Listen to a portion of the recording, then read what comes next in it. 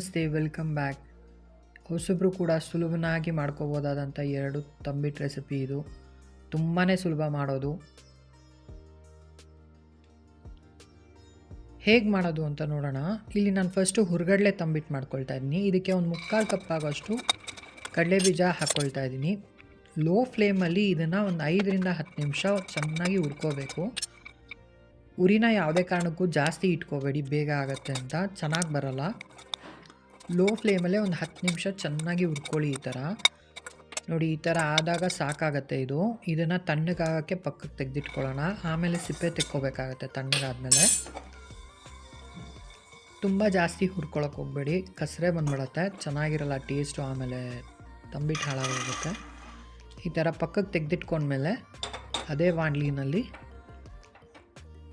2 table spoon ಆಗೋಷ್ಟು ಬಿಳಿ ಎಳ್ಳನ್ನು ಸೇರಿಸ್ಕೊಂಡು ಹುರ್ಕೊಳ್ತಾ ಇದ್ದೀನಿ.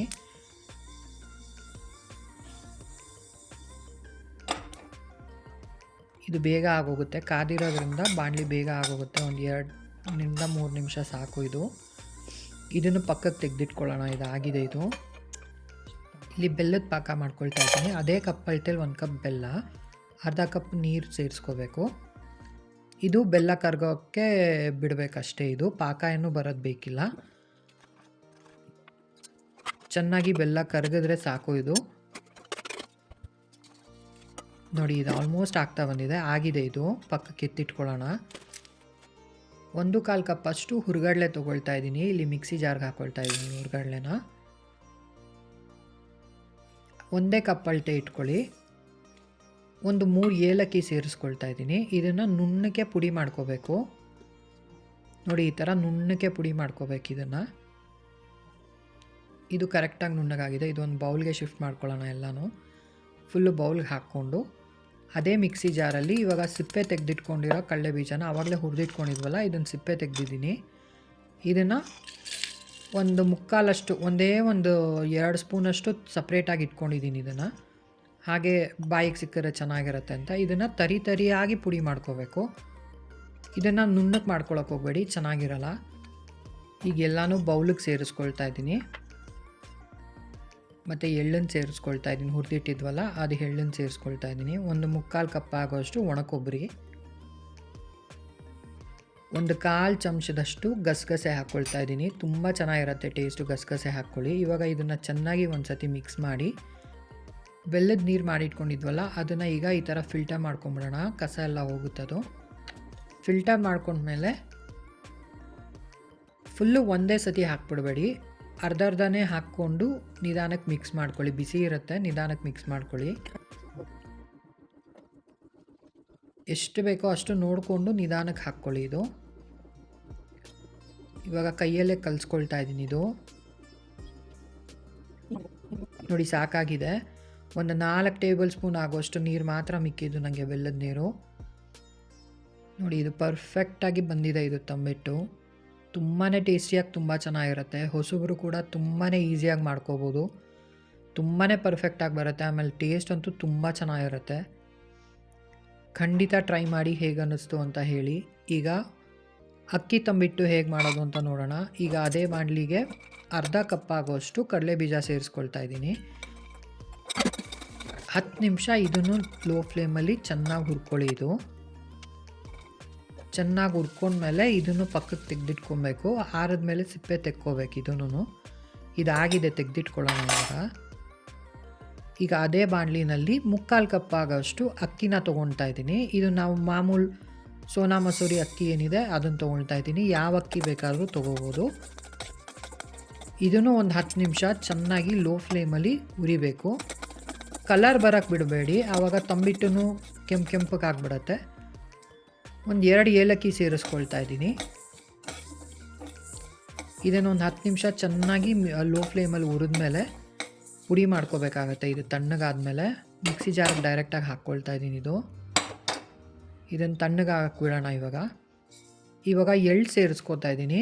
1 ಟೇಬಲ್ ಸ್ಪೂನ್ ಬಿಳಿ ಎಳ್ಳು, 1 ಟೇಬಲ್ ಸ್ಪೂನ್ ಕರಿ ಎಳ್ಳು ಹಾಕ್ಕೊಳ್ತಾ ಇದ್ದೀನಿ. ಇದನ್ನು ಒಂದು 2 ನಿಮಿಷ ಚೆನ್ನಾಗಿ ಫ್ರೈ ಮಾಡಿ ಪಕ್ಕಕ್ಕೆ ತೆಗೆದಿಟ್ಕೊಳ್ಳೋಣ. ಇದನ್ನು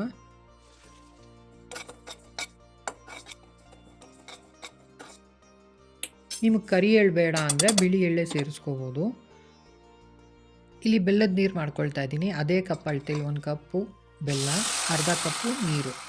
ಇದನ್ನು ಕುದಿಯೋಕೆ ಇಟ್ಕೋಬೇಕು. ಬೆಲ್ಲ ಕರ್ಗೋ ತನಕ ಮಾತ್ರ ಅಷ್ಟೇ, ಪಾಕ ಬರೋದು ಬೇಡ ಇಲ್ಲೂ. ಇದು ಚೆನ್ನಾಗಿ ಕರಗಿದ ಮೇಲೆ ನೋಡಿ ಇದು ಆಗಿದೆ. ಇದು ಈ ಥರ ಒಂದು ಸತಿ ಹಿಂಗೆ ನೊರೆ ಬಂದಮೇಲೆ ತೆಗೆದಿಟ್ಕೊಂಬಿಡಿ. ಇದು ಆಗಿದೆ ಸೈಡ್ಗೆ. ಇಲ್ಲಿ ಅಕ್ಕಿನ ತಣ್ಣಗಾದ್ಮೇಲೆ ಈ ಥರ ನುಣ್ಣಕ್ಕೆ ಪುಡಿ ಮಾಡ್ಕೊಂಡಿದ್ದೀನಿ. ಇದನ್ನು ಬೌಲ್ಗೆ ಹಾಕಿ ಸೇರಿಸ್ಕೊಂಡು 1/4 ಕಪ್ ಆಗೋಷ್ಟು ಹುರ್ಗಡ್ಲೆನ ಮತ್ತು ಹುರಿದಿಟ್ಕೊಂಡಿದ್ವಲ್ಲ ಎಳ್ಳು, ಅದರಲ್ಲಿ 1/4 ಎಳ್ಳು ಅದಕ್ಕೆ ಸೇರಿಸ್ಕೊಂಡು ನುಣ್ಣಕ್ಕೆ ಪುಡಿ ಮಾಡ್ಕೊಳ್ತಾ ಇದ್ದೀನಿ. ಅದನ್ನು ಸೇರಿಸ್ಕೊಬೇಕು ಬೌಲ್ಗೆ.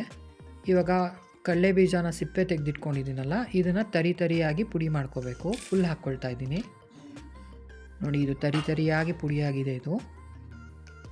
ಇದನ್ನು ಸೇರಿಸ್ಕೋಬೇಕು ಬೌಲ್ಗೆ.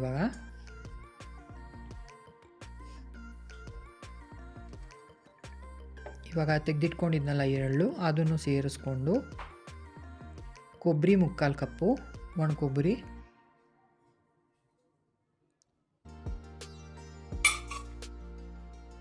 ಎಲ್ಲನೂ ಒಂದು ಸತಿ ನೀಟಾಗಿ ಮಿಕ್ಸ್ ಮಾಡ್ಕೊಳ್ಳಿ. ಅಕ್ಕಿನ, ಹುರ್ಗಡ್ಲೆ ಎಲ್ಲ. ಇದು ಬೆಲ್ಲದ ನೀರು ಮಾಡಿಟ್ಕೊಂಡಿದ್ವಲ್ಲ, ಅದು ಶೋಧಿಸ್ಕೊಳ್ತಾ ಇದ್ದೀನಿ. ಇದು ಇನ್ನೊಂದು ಬೌಲಲ್ಲಿರೋದು. ನನಗೆ ಹಳೇದು ಮಿಕ್ಕಿರೋದು ಒಂದು 4 ಟೇಬಲ್ ಸ್ಪೂನ್ ಆಗೋಷ್ಟು. ಫುಲ್ಲು ಒಂದೇ ಸತಿ ಹಾಕ್ಕೋಬೇಡಿ. ಒಂದು ಅರ್ಧ ಫಸ್ಟ್ ಹಾಕ್ಕೊಂಡು ಫಸ್ಟ್ ಮಿಕ್ಸ್ ಮಾಡಿಕೊಂಡು, ಸೇಮ್ ಮುಂಚೆ ಹೇಗೆ ಮಾಡ್ಕೊಂಡಿದ್ವೋ ಅದೇ ಪ್ರೊಸೀಜರ್ ಹಾಕ್ಕೊಂಡು ನೀಟಾಗಿ ಮಿಕ್ಸ್ ಮಾಡ್ಕೊಳ್ಳೋಣ. ಈಗ ಫುಲ್ ಹಾಕ್ಕೊಳ್ತಾ ಇದ್ದೀನಿ. ಇದು ಮಿಕ್ಸ್ ಮಾಡ್ಕೊಂಡು ನೋಡ್ಕೊಳ್ತೀನಿ. ಬೇಕಾದರೆ ಹಾಕ್ಕೊಳ್ಳೋಣ ಅದು ಅಂತ ಇಟ್ಕೊಂಡಿದ್ದೆ. ಬಟ್ ಇದೇ ಪರ್ಫೆಕ್ಟಾಗಿ ಆಗಿದೆ. ನಾನು ತೊಗೊಂಡಿರೋ ಅಳತೆಗೆ ನೋಡಿ ಇದು ಕರೆಕ್ಟಾಗಿ ಆಗಿದೆ ಪಾಕ. ಇದು ನೋಡಿ ಎಷ್ಟು ನೀಟಾಗಿ ಬರುತ್ತೆ ಉಂಡೆ. ಇದು ಕರೆಕ್ಟಾಗಿದೆ. ಇದಿಷ್ಟು ಮಿಕ್ಕಿದೆ